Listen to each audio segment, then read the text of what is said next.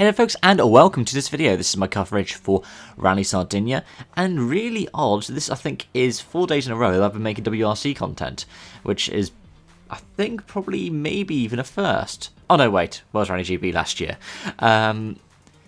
Yeah, the end to Rally Sardinia, and a bit of an emotional one, but all around a fantastic event. Danny Sordo takes a win from Thierry Neuville with Sebastian Ogier in third. Elfyn Evans fourth, Sunnen fifth. Then 6th place Tanak, 7th place Lube. And right now it's saying 8th place Huttinen, 9th place Kajtanovic, 10th place Pontus Tiedemann. That is amazing. It's been a well-deserved win for Danny Sordo, who put in the rear windscreen of the car before the power stage Lara Salvo's name, the co-driver who tragically passed after a crash in an event yesterday.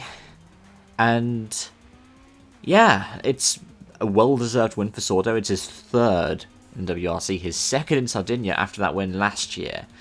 And it's well-deserved. That's the very least I can say about it. He's been brilliant. Well, he's been brilliant throughout his career. He's someone who deserves way more than 3 victories, but of course a lot of his time was spent being teammates to people like the great Sebastian Loeb. So because he was teammates with Loeb, he had to move aside for him on several occasions. But it's great to see him taking a win. It's great to see him and Del Barrio on the top step of the podium again. And elsewhere, there was some good fortune and some misfortune. Good fortune for Neuville, who managed to pick up a 2nd place. And also at the same time for Ogier, who was battling all the way to the end, but lost it in the power stage again to Neuville. I don't know if you remember 2 years ago in Rally Sardinia, it was a similar kind of situation. I think it was just under a second's deficit for Neuville going into stage, and it was just under a second's victory at the end of it. I believe that today's podium is actually supposedly one of the shortest, if not the shortest, gaps between the top 3 in WRC history. Elsewhere, good performances for people like Pierre-Louis Lube. First finish in the World Rally Car, and it's 7th place.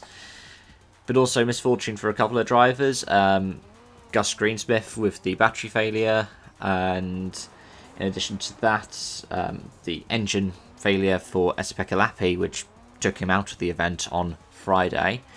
Katsuta's crash in the first round of the power stage today, and Kalle Rovanpera's crash yesterday.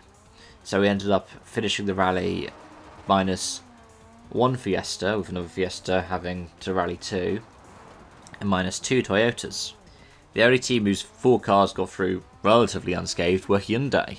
And after last time out in Turkey, where I was suggesting that the rough, tough rallies may not necessarily favour Toyota, it seems like that has actually come back again this time around. What does this mean for the championship? Well, Elfyn Evans still holds the championship lead. I believe right now it's 111 points over 97 for Sebastian Ogier, with Neuville back in 3rd at 87. Tanak's on 83 and Rovanpera is on 70.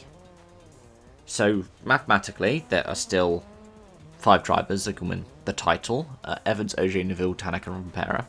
But at the same time, it looks quite unlikely that Rovanpera is going to be able to do it, because that would require Evans scoring less than 9 points over the final 2 rallies, and Rovanpera to pick up 2 wins. At the same time, it looks a bit unlikely that it could be Tanak or Neuville. Though Thierry has done brilliantly in Ypres in the past, and he's the only one of that top 5 with World Rally Car experience there, albeit not as a WRC event, it is still a bit of a tall order, because Elfyn likes tarmac rallies, and he's always performed well on tarmac. I mean, we could just think about Corsica last year as an example, where he was arguably fighting for the win. It looks like it's going to be a 2-horse race. It looks like it's going to be between the 2 Toyotas, and I don't know who to put my money on at this point. Evans seems to be the most clued up in regards to the final 2 rallies, with the most kind of similar experience. But at the same time, do never rule out Sebastian Ogier. He's always been fantastic on tarmac. He's managed to get that Toyota to work for him on tarmac. But at the same time, he is going to have one hell of a battle against his teammates. So yeah, let me know your thoughts in the comment section down below. Thank you so much for watching, and I do hope to see you again soon. Bye for now.